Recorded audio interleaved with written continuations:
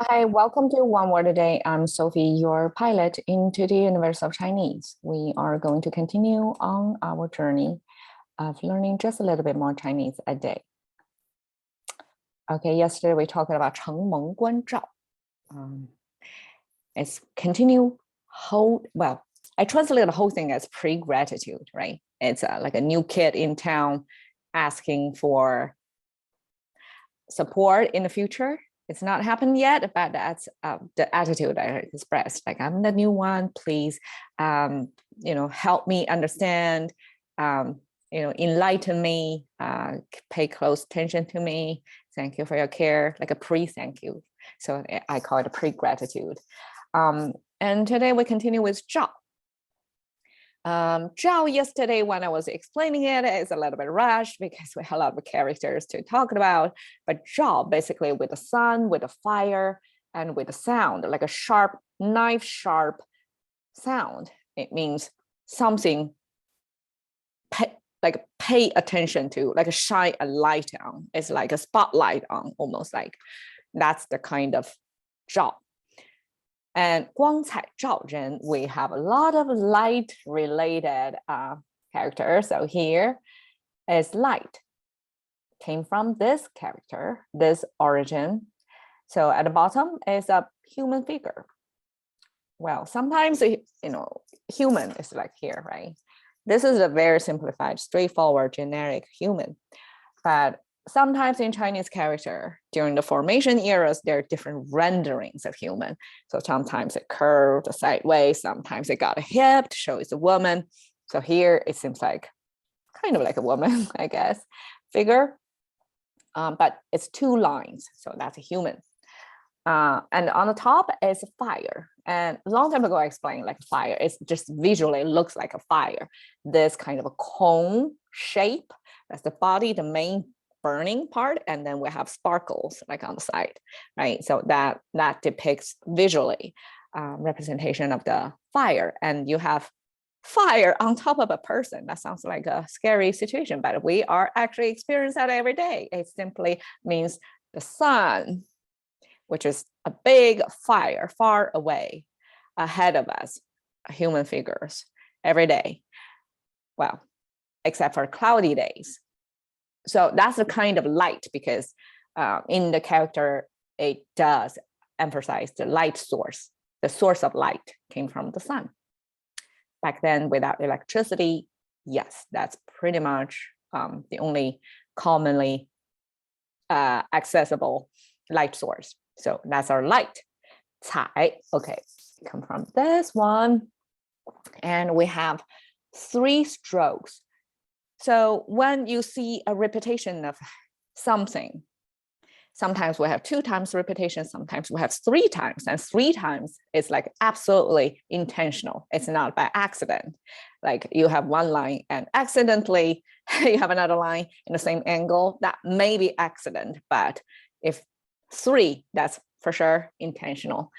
So that simply means a pattern. So I have a pattern over there. And then on the left side is the sound maker. Yeah, okay, but I want to read further into that. Like, why pair this sound maker with this pattern meaning maker thing together to mean color? Because, okay, the top, this like a 3-finger. Can you see 3-finger? I try to render that with my hand, but it's tough. So it's a kind of 3-finger thing, side view. So that's like light, like a tippy-toed hand, so like a lightly touched hand gesture.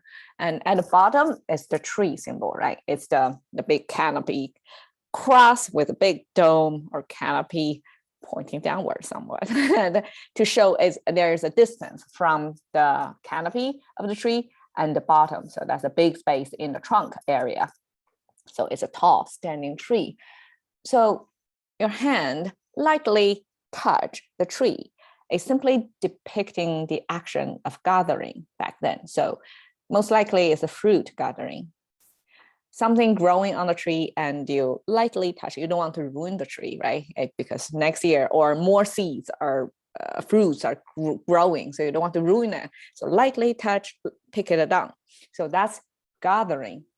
we have gathering next to the pattern. Why it becomes color? Okay, my interpretation, even if, I mean, it's a sound maker, it's a tag. And here exactly keep that original, this picking, this gathering sound. But why gathering with the pattern making become color? Because in my imagination, okay, here's my interpretation. Back then, the color is not chemical color. There's no chemistry factory back then, like chemicals, right? Coming from, I don't know, chemically produced color palettes back then. There's no such thing. There was no such thing back then. So a lot of coloring elements are from the tree picking plants. So it's plant-based and gathered different plant, ground it up into powder form, and then liquid it, and then that becomes a paste of color making. So that's the ancient color making way. So a lot of them are plant-based, some of them are bug-based, I guess.